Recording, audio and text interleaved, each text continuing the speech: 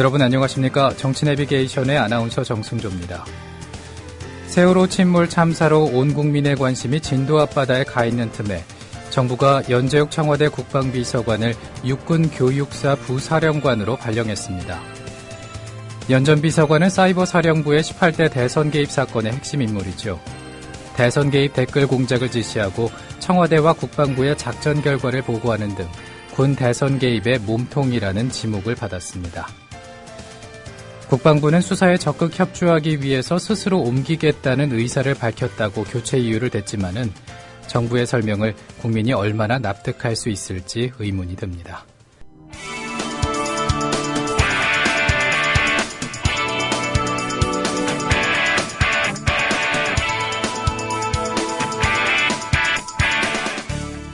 현장성과 깊이가 다른 정치 해설. 지금 여러분께서는 정치 내비게이션을 듣고 계십니다. 진행의 정승조 아나운서입니다. 계속해서 정가레이더 시간입니다. 북한이 핵실험을 할 가능성이 있다는 관측이 우리 국방부로부터 나오고 있습니다. 오바마 대통령이 내일부터 이틀 동안 우리나라를 방문하는데 이와 관계된 것인지 주목을 받고 있는 상황인데요. 자세한 소식을 한겨레 김혜연 기자를 통해서 알아보겠습니다. 안녕하십니까? 네, 안녕하세요. 네, 이번 주 초부터 북한이 핵실험 징후를 보이고 있다는 소식이 들려요? 예, 지난 월요일이었죠. 군 소식통을 인용을 해서 풍계리 핵실험장 일대에서 차량이 증가하는 등 움직임이 활발해졌다. 이전과는 다른 수준의 움직임이다. 이런 보도가 나온 바 있었죠. 네. 풍계리 핵실험장, 북한이 세 차례 핵실험을 실시한 곳으로 알려져 있습니다.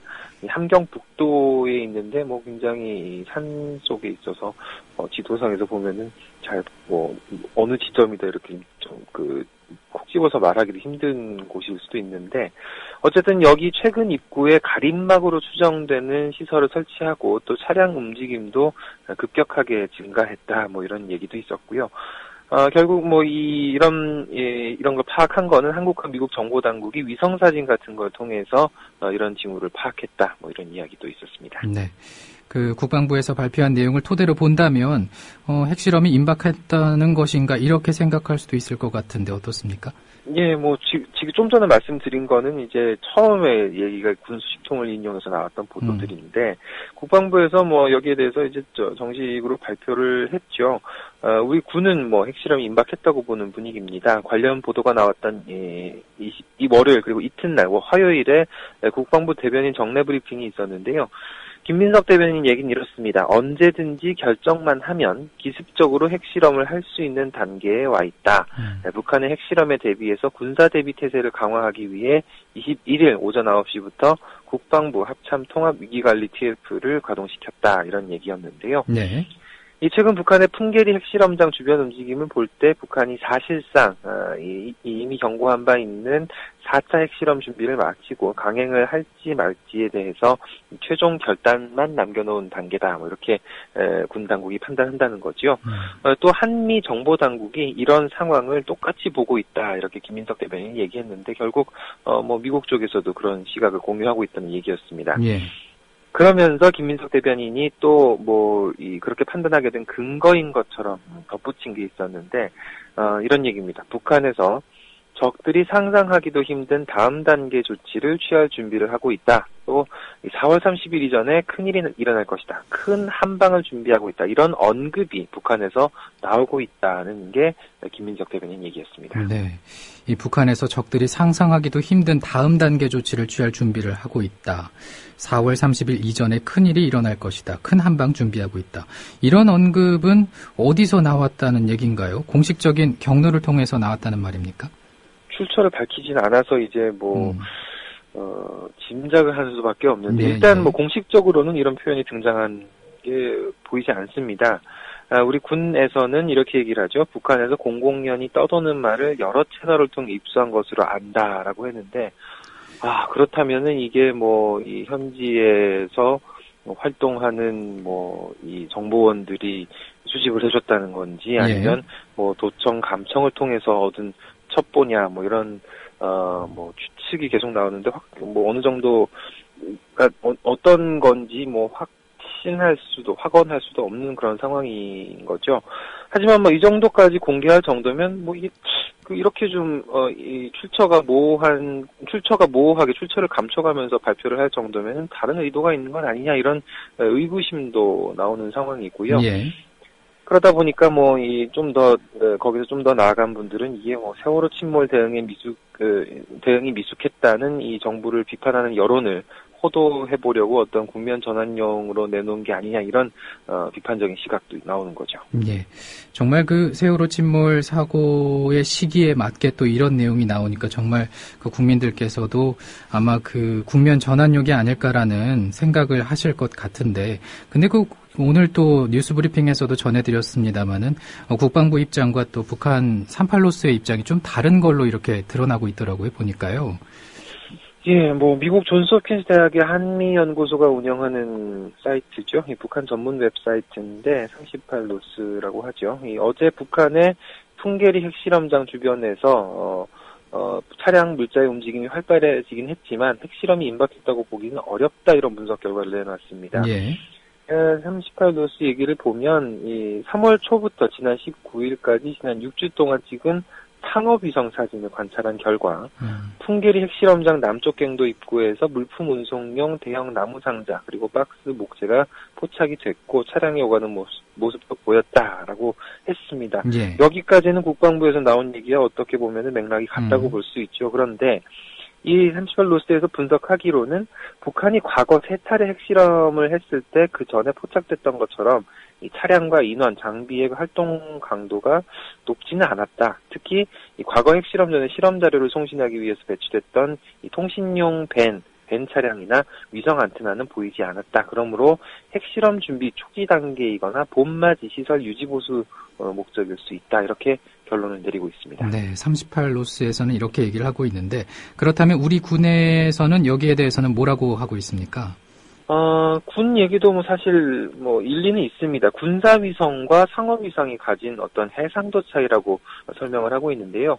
우리 군 당국에서 보고 있는 거는 보고 있는 위성 사진은 군사위성을 통해서 찍은 사진이라는 거죠. 예. 이상 물체를 15cm까지 식별하는 고해상도인데 38로스에서 본 거는 아까 말씀드렸다시피 상업위성이 찍은 사진입니다. 상업위성 해상도는 60에서 70cm 이하이기 때문에 해상도 차이가 나고 그러다 보면 약간의 판단의 차이가 있을 수 있다는 거죠. 그러면서 또 군에서 덧붙이기로는 우리는 다른 정보 수단도 보유하고 있다 이런 이야기도 하고 있습니다. 네. 근데 다른 정부에서는 어떤 얘기들이 나오고 있나요? 예를 들면은 미국 정부도 이런 사실을 확인해주고 있는지 궁금해지는데요. 사실 정부가 공식적인 브리핑에서 북핵 실험 임박을 확인한 것은 이례적인 일이죠. 예. 관계부처라고 할 수 있는 통일부나 외교부에서는 이런 발표를 하지 않고 굉장히 조심스럽게 이야기를 하고 있는 상황입니다. 실제 우리나라 말고는 북핵 실험 임박을 공식적으로 확인해준 다른 나라 정부도 없습니다. 미국에서도 제이카니 백악관 대변인 같은 경우에 북한이 핵실험을 진행할 개연성에 유념하고 있다라고 했고 국무부 대변인 젠 사키 같은 경우에도 한반도 상황을 예의주시하고 있다 이 정도로 언급하는데 예. 그쳤는데요. 국방부 대변인은 북한에서 큰 한방을 준비하고 있다는 말들이 나온다 이렇게 얘기할 정도로 비공식 정보를 소개한 것도 이것도 굉장히 전례가 없는 일이다 이런 얘기가 나오고 있고요. 예. 사실 그동안 그 이전까지도 국방부에서는 서로 꺼린 그런 였습니다. 확인해줄 수 없다는 얘기가 제일 많았고. 예, 김 기자님, 예. 방금 잘 안 들렸는데 그 부분 다시 한번 말씀해 주시겠습니까? 예, 국방부가 정보 사안에 대해서는 예. 확인해줄 수 없다는 입장을 밝히는 경우가 많았는데요. 네. 그러다 보니까 이제 지난 21일까지만 해도 크게 북핵 움직임에 대해서 공개적으로 얘기를 하지 않다가 갑자기 적극적으로 공개하게 된 그런 배경도 조금 이상하지 않느냐 이런 관측도 나오고 있는 거죠. 네. 아무튼 그 상황을 한번 정리해서 판단을 해본다면 알 수 없는 의문점들이 계속 생기고 있습니다. 근데 만약에 이 북한이 핵실험을 준비하는 게 아니라면은 어떤 가능성을 점쳐볼 수가 있을까요? 글쎄요, 이건 이제 가능성의 영역이죠. 네. 이거는 북한 기술적으로 핵실험을 할 수 있는 거는 사실이라고 다들 받아들이고 있는 거니까요. 근데 만약 그게 아니라면 북한의 움직임이 당장 핵실험을 하겠다는 의도가 아니고 어쩌면 이 오바마 미국 대통령의 방한, 내일하고 모레죠. 이걸 앞두고 미국의 관심을 끌어보려는 그런 전략이 아니겠느냐 이런 분석도 있습니다. 예. 뭐 예를 들어서 위성 사진을 통해서 이런 결과가 나온 건데 정말로 핵실험을 은밀하게 좀 조용히 준비하겠다고 마음을 먹었다면은 위성이 사진을 찍을 수 없는 밤 시간대에 여러 가지 작업을 할 수도 있었겠죠. 네. 이렇게 공개적으로 위성 사진을 찍을 걸 알면서도 이런 걸 공개한 거는 어떻게 보면 북한의 북핵 의제의 중요성을 미국 정책에서 앞순위로 밀어 올려보려는 어떤 일종의 공개적인 대미 시위가 아니겠느냐 이런 관측도 있는 게 사실입니다. 네, 공개적인 대미 시위. 근데 그게 효과적일까라는 생각도 드는데 이 미국이 북한과 직접 대화를 할 생각이 있는 것인가라는 생각도 들거든요. 없죠. 미국을 중심으로 놓고 보면 2월부터 최근까지 육자회담 관련국들이 굉장히 바쁘게 왔다 갔다 하면서 외교 일정을 보냈습니다. 중국의 이 육자회담 대표가 북한을 갔었죠. 그리고 한미일 정상회담이 있었습니다. 한미일의 육자회담 대표 협의가 또 있었고 예. 중국의 육자회담 대표가 미국을 가기도 했었고요. 하지만 이렇게 왔다 갔다 많이 했는데 큰 성과가 있었겠느냐 이런 회의감이 나오는 것도 사실입니다. 왜냐하면은 북한 쪽에서는 조건 없는 대화 재개를 주장하고 있는데 한국과 미국 같은 곳에서는 진정성 있는 비핵화 조치가 먼저다. 그게 먼저 있어야 된다. 이렇게 요구를 하고 있는 상황이죠. 이 두 주장은 사실 오랜 시간 동안 절충점을 찾지 못하고 있는 상황입니다. 네. 중국의 입장은 어떤지 궁금한데 이 중국이 북한에 대해서 상당한 영향력을 갖고 있으니까 우리 정부나 미국은 중국을 통해서 북한을 압박할 수도 있지 않을까 그런 생각도 드는데요. 우리 정부에서는 그렇게 요구를 하죠. 미국에서도 마찬가지입니다. 실제로 어제 박근혜 대통령이 시진핑 중국 국가주석한테 전화를 걸어서 그런 요구를 했죠. 예. 북한의 추가 핵실험은 육자회담 재개 노력을 물거품으로 만들 것이다. 한반도 실력 프로세스와 남북관계 개선 노력도 동력을 이룰 수 있는 만큼 북한에 대한 추가적 설득 노력을 해달라 이렇게 중국에 요청을 했다는 게 청와대의 설명이었습니다. 예. 하지만 중국 쪽의 반응은 부정적입니다. 북한을 압박해야 되는 것 아니냐, 미국이 그렇게 요구하는 데 대해서, 미국의 중국 대사, 추이 티엔카이, 이 중국 대사가 지난 10일이었죠. 미션 임파서블이다. 그건 불가능한 임무다. 이렇게 얘기를 한 적이 있었고요. 최근에는 그저께 이 한국에 와 있는 중국 칭화대 당대 국제관계연구원장인 옌쉐퉁 교수가 북한에 대해서 중국이 무슨 레버리지를 갖고 있느냐. 북한 지도부와 중국 지도부는 요새 만나지도 않는다. 한국의 지도자들과 중국 지도자들은 그렇게 여러 차례 교류를 하는데 중국이 한국에 대해서 어떤 레버리지를 갖고 있느냐. 이렇게 반문하는 그런 모습도 보였습니다. 옌 교수 같은 경우에 중국 외교 정책에 상당한 영향력을 행사하는 인물로 알려져 있는데 그런 인물로부터 이런 발언이 나왔다는 거죠. 그러면 중국은 북한에게 핵을 포기하라고 할 생각이 없다. 이런 얘기인가요?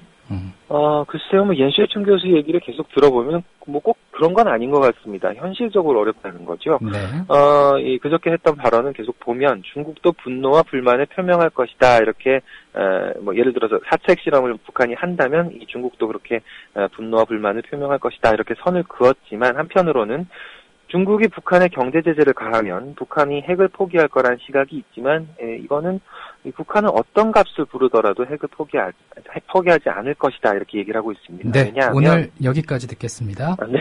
고맙습니다. 감사합니다. 네, 내일 오전 7시에 뵙겠습니다.